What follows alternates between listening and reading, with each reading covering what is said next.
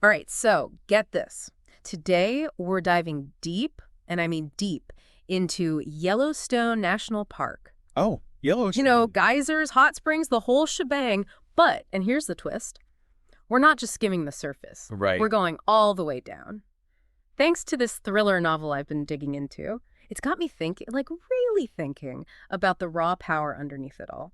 I am intrigued. So just a heads up, the book's fiction, obviously, Okay. but it's loaded with these little details. Got the real Yellowstone, you know, the kind that'll make your next visit, if you're brave enough to go back, Yeah, way more interesting, maybe even a little intense.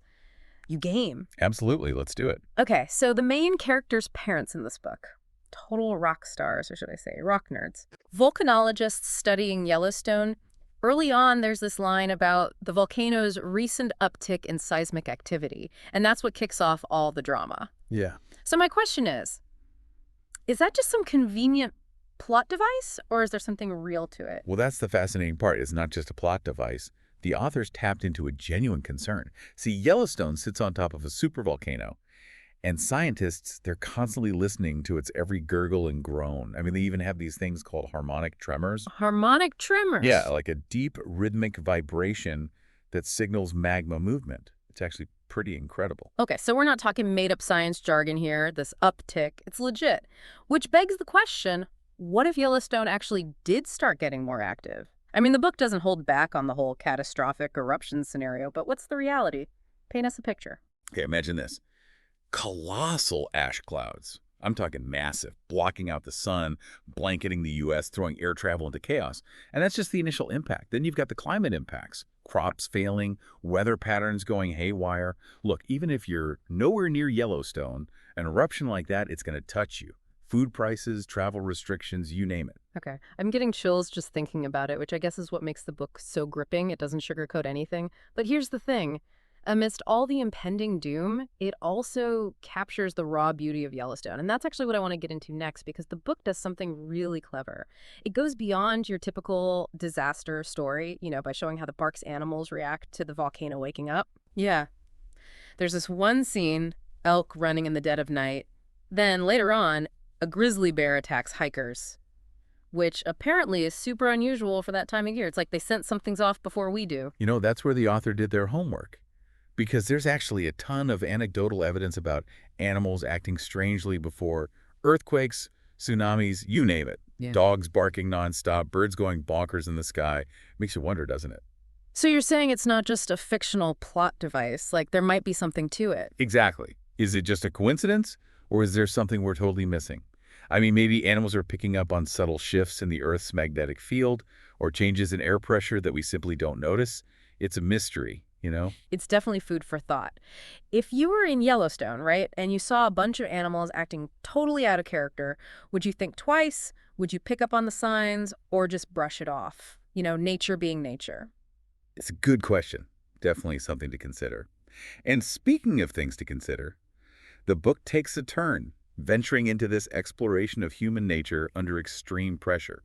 Now, that is a whole other kettle of fish, isn't it? You know, you're right about that. It really makes you think about how we react when things go sideways. And the book really digs into that. You start to see these characters, right, reacting to the whole volcano situation in totally different ways. Yeah, and it's like the author's using this fictional disaster to explore something very real about us. How do we deal with the crisis? Do we freak out, or do we step up and work together? Right, right. And it's not just some abstract idea in the book either. There's this whole group. They're trying to get out of the park as it's erupting. Tourists, park rangers, some scientists, even a few poachers, which adds a whole other layer of crazy to the mix. The poachers. Yeah, talk about adding fuel to the fire. Here they are, hunting illegally while the world is literally falling apart around them. Shows how some people prioritize personal gain even when facing a disaster. It's pretty wild. Oh, totally. Makes you question human nature, right? Yeah. But then on the flip side, there are these amazing moments of, like, human connection amidst all the chaos. Like when Alex, he's the main character, risks his own neck to save some hikers trapped by a rock slide. Talk about a white-knuckle moment. Absolutely. Those glimmers of courage are so powerful, even in the face of such overwhelming odds. It's true, and it's not always the big heroic acts either. There's this other scene, survivors huddled around a campfire, they're sharing stories, finding comfort in each other. It just highlights how important connection is, especially in those dark moments. Oh, absolutely. It's like this primal need for shared experience, for hmm finding solace in community when everything else feels uncertain. That scene really stuck with me. It's a good reminder that even when things are at their worst, they're still good, still that human spark. But at the same time, the book doesn't shy away from the hard stuff. It doesn't let you forget about the loss, the lasting impact of what happened. Yeah, exactly. This eruption, it changes everything. The landscape of Yellowstone, the lives of everyone who was there. You can't just walk away from something like that. It makes you think about how small we are, how powerful nature can be. It's humbling, that's for sure. It makes you appreciate that delicate balance in the natural world. And it definitely reminds us that we're not invincible, Right. right? No, not at all. And that's something the book digs into even further when it explores what happens after the eruption. Like what happens when the dust settles, both literally and figuratively. How do you pick up the pieces after something so catastrophic? And that's what I really want to unpack in our final segment. Because this book, it doesn't end with the eruption. It goes beyond the immediate disaster and shows us the long-term effects, what happens to the environment, to these people, to their spirits. And let me tell you, there are some real surprises along the way. We've talked about the sheer power of Yellowstone, how animals seem to sense trouble brewing, and all the ways people react when disaster strikes.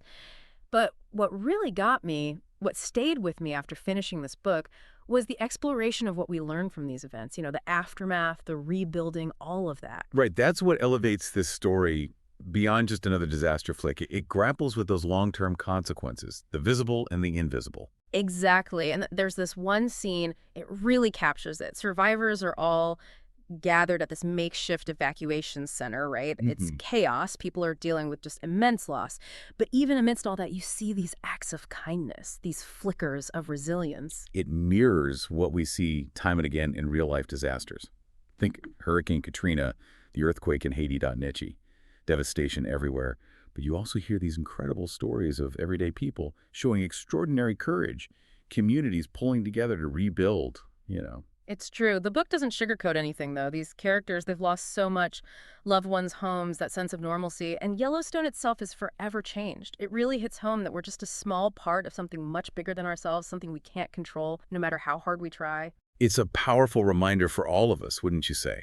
Even without experiencing a volcanic eruption firsthand, Yellowstone, with all its raw, untamed force, it's a testament to nature's power, a force that's been shaping our world since the beginning.